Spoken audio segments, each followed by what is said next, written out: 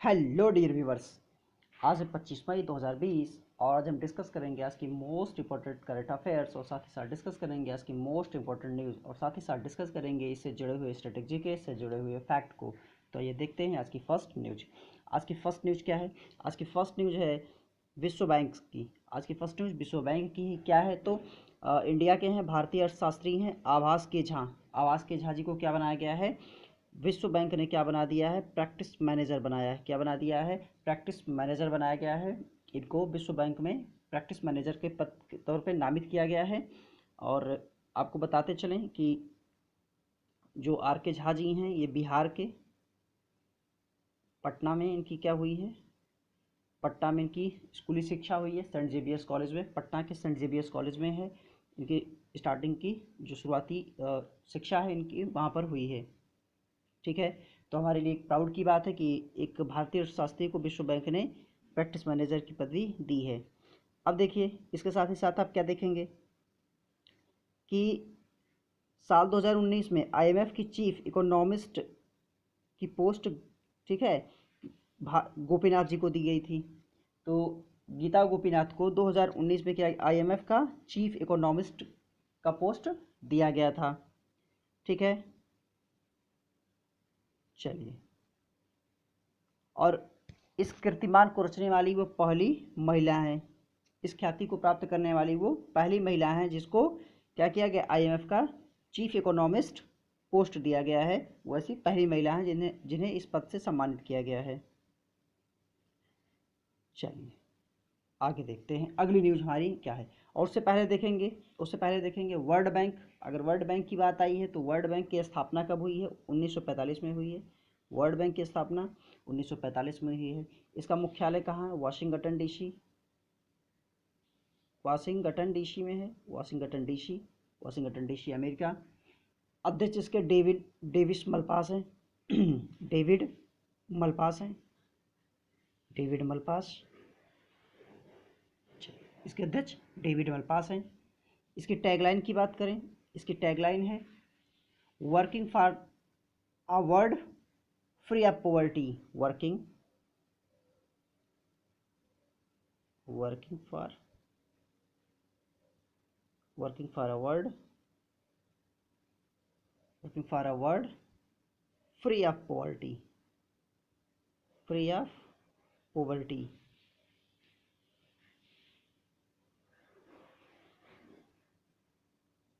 Free of poverty. ठीक है, इसकी टैगलाइन जो है working for a world free of poverty है। चलिए आगे अगली न्यूज क्या है? लोकसभा में खनिज कानून संशोधन विधेयक पारित किया गया है। इससे क्या होगा? तो इसमें जो जो ये विधेयक 2020 में जो विधेयक पारित किया गया है इसके थ्रू क्या होगा? कोयला खान अधिनियम 2015 के साथ साथ खनिज अधिनियम 1957 में संशोधन किया जाएगा। ठीक है, तो लोकसभा में जो अधिनियम पारित किया गया है इसका उद्देश्य क्या है? 2015 के कोयला खान अधिनियम और 1957 के खनिज अधिनियम में क्या करना है? संशोधन करना है। ठीक है, चलिए आगे। अच्छा, लोकसभा की बात आ रही है तो लोकसभा के अध्यक्ष कौन हैं? लोकसभा के अध्यक्ष ओम बिरला जी हैं। ओम बिरला। चलिए, इनका निर्वाचन क्षेत्र क्या है? राजस्थान कोटा से है। कुल सदस्यों की बात करें लोकसभा के तो 543 प्लस 2 यानी कि 545 हैं। इस समय लोकसभा के सदस्य कितने हैं? 545 हैं। अच्छा, लोकसभा की बात आई है तो उसमें और भी देख लेते हैं कि इसके पहले अध्यक्ष कौन थे? लोकसभा के पहले अध्यक्ष जीबी मावलंकर। अच्छा, लोकसभा से रिलेटेड एक फैक्ट और देखें कि संविधान के कौन से अनुच्छेद में लोकसभा के गठन की बात की गई है? तो अनुच्छेद 81 में है। अनुच्छेद 81 में लोकसभा के गठन की बात की गई है। लोकसभा तो आज फिर आ जाते हैं राज्यसभा से, तो थोड़ा सा राज्यसभा में देखेंगे कि राज्यसभा का गठन किस अनुच्छेद में है? तो अनुच्छेद 80 में दिया गया है। अनुच्छेद 80 में राज्यसभा है और 81 में लोकसभा दिया गया है। तो इतनी जुड़ी हुई बातें लोकसभा से थी। अगली न्यूज क्या है? अगली न्यूज आ रही है ICMR ने क्या किया है? Hydro hydroxy chloroquine hydroxy chloroquine के उपयोग पर क्या की एडवाइजरी जारी की है। अब इसके तहत क्या होगा कि ये जो है एस जो है यानी कि हाइड्रोक्सी क्लोरोक्वाइन ये कहाँ पर मिलेगा। अब ये केवल और केवल जो जितने भी डॉक्टर्स हैं उनके प्रिस्क्रिप्शंस पे ही आपको मिलेगा। जब तक वो लिख करके आपको देंगे नहीं, तो जितने भी मेडिकल प्रैक्टिशनर हैं वो भी पंजीकृत हैं, उनके पर्चे पर ही आपको ये दवा दी जाएगी। चलिए आगे, अगली न्यूज क्या है। अगली न्यूज है हरित ऊर्जा उपकरणों के जो आयात शुल्क हैं उसमें 20% की वृद्धि की जाएगी। चलिए ठीक है, अब इसमें क्या होगा कि भारत जो है, ठीक है, भारत क्या है आज के डेट में कि अमेरिका और चीन के बाद तीसरा सबसे बड़ा उपभोक्ता है। यानी कि ऊर्जा का उपभोग करने में हम तीसरे स्थान पर हैं। फर्स्ट पे अमेरिका, दूसरे पे चाइना और तीसरे पे भारत आता है। इससे क्या होगा, चलिए अब इसका वृद्धि करने का जो उद्देश्य है वो क्या है। तो इसका उद्देश्य जो है उपकरणों के स्थानीय विनिर्माण को चलाना और कम गुणवत्ता वाले चीनी उपकरणों के आयात को कम करना। भाई आयात शुल्क अगर 20% बढ़ जाएगा तो चीज़ें महंगी हो जाएगी, और जब महंगी हो जाएंगी तो हम बाहर की चीज़ों को अफोर्ड नहीं कर पाएंगे। तो इससे क्या होगा, जो हमारे कंट्री में ही प्रोड्यूस होगा, मतलब प्रोडक्शन जिन चीज़ का होगा उसी का यूज़ हम करेंगे। ठीक है, तो इससे हमारे देशी चीज़ों को बढ़ावा मिलेगा, स्थानीय विनिर्माण को थोड़ा सा बढ़ावा मिलेगा। इस उद्देश्य से ये किया गया है। चलिए अगली न्यूज ये है क्या, कॉमनवेल्थ डे 2020। ये कब मनाया जाता है, तो 24 मई को मनाया जाता है। कब, 24 मई को मनाया जाता है। भारत में कॉमनवेल्थ डे मनाया जाता है। अलग अलग कंट्री में से अलग अलग डे पे मनाते हैं। तो भारत में कब है, 24 मई को इसको सेलिब्रेट किया जाता है। इसे कौन सेलिब्रेट करता है, किस तरह के देश सेलिब्रेट करते हैं, तो ऐसे कंट्री जो कभी क्या थे, ऐसे कंट्री जिन जिन कंट्री पर कभी क्या हुआ करती थी, ब्रिटिश साम्राज्य का शासन हुआ करता था, ईस्ट इंडिया कंपनी ने कभी शासन किया था उनके ऊपर, तो ऐसे कंट्री क्या हैं, राष्ट्रमंडल डे को सेलिब्रेट करते हैं। और इस दिन भी क्या है, 24 मई को क्या होता है, रानी विक्टोरिया का जन्म तिथि है, उनका बर्थडे है, और उसी दिन पर हम क्या मनाते हैं, कॉमनवेल्थ डे मनाते हैं। अच्छा, कॉमनवेल्थ डे की तो बात आ गई, तो इसकी थीम की भी बात होगी। डे सेलिब्रेट किया गया तो थीम की बात होगी। तो इसका थीम क्या है, इसकी थीम है एक सामान्य भविष्य का उद्धार। एक सामान्य भविष्य का उद्धार। एक सामान्य भविष्य का उद्धार।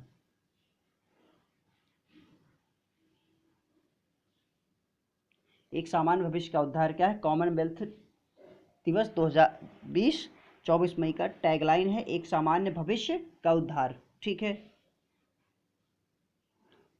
आज का फर्स्ट क्वेश्चन है, हाल ही में विश्व कछुआ दिवस कब मनाया गया।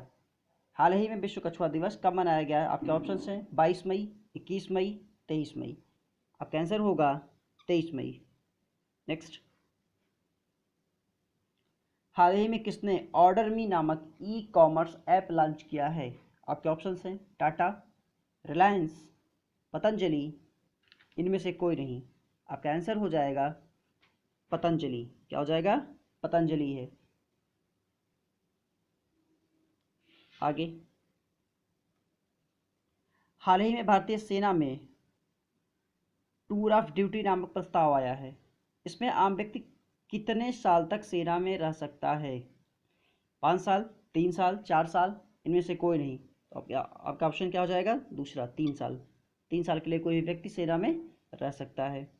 आगे, हाल ही में FICCI लेडीज ऑर्गेनाइजेशन को राष्ट्रीय अध्यक्ष किसे नियुक्त किया गया है।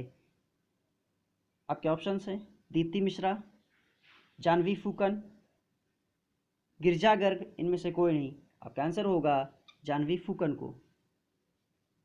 नेक्स्ट, हाल ही में श्यामला जी भावे का निधन हो गया, वे कौन थी, लेखक, गायिका, पत्रकार, इनमें से कोई नहीं। तो ये क्या थी, गायिका थी। हाल ही में किस देश ने अपनी सीनेट में स्टॉक एक्सचेंज से चीनी फर्मों को डिलीट करने का बिल पारित किया है? आपके ऑप्शंस हैं अमेरिका, रूस, जापान, इनमें से कोई नहीं। आपका आंसर होगा अमेरिका। अब आपको यहाँ पर एक बात ध्यान देने की है कि जो अमेरिका का संसद है, पार्लियामेंट है, अमेरिका की संसद है, जैसे हमारे यहाँ संसद को संसद ही कहते हैं, ठीक है, उसी तरह से अमेरिका में संसद को क्या कहते हैं, तो आप क्या कहेंगे उसे कि सीनेट कहते हैं। चलिए, हाल ही में किस राज्य सरकार ने बुखार क्लिनिक की शुरुआत की है? किस राज्य सरकार ने बुखार क्लिनिक की शुरुआत की है? आपके ऑप्शंस हैं उड़ीसा, मध्य प्रदेश, महाराष्ट्र, इनमें से कोई नहीं। आपका आंसर होगा मध्य प्रदेश। बात मध्य प्रदेश क्या ही है, तो थोड़ा सा इससे रिलेटेड फैक्ट देखिए। शिवराज चौहान यहाँ के सीएम, बार बार बताता हूँ आपको, शिवराज चौहान यहाँ के सीएम हैं, ठीक है। और लालजी टंडन क्या है, यहाँ के राज्यपाल हैं। लालजी टंडन यहाँ के राज्यपाल हैं। 11 राष्ट्रीय पार्क है। देश में सर्वाधिक राष्ट्रीय पार्क कहाँ? मध्य प्रदेश में। और देश में सर्वाधिक वन कहाँ पर हैं? तो मध्य प्रदेश में है।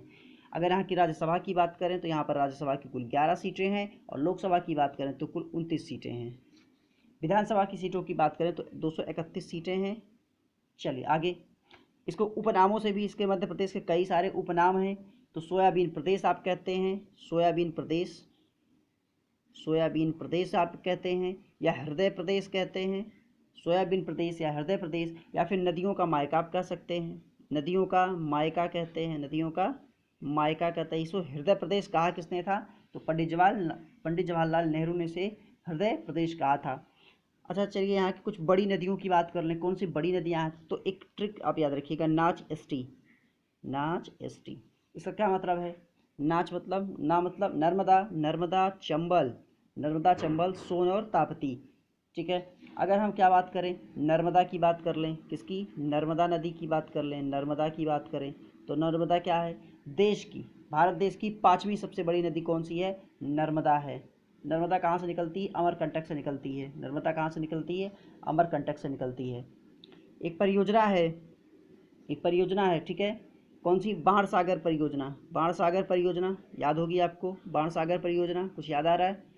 तो ये क्या है? MP UP, MP UP Bihar, MP UP Bihar की क्या है? ये संयुक्त परियोजना है। तो ये 3 राज्यों को लाभ पहुंचाती है, ठीक है। चलिए आगे,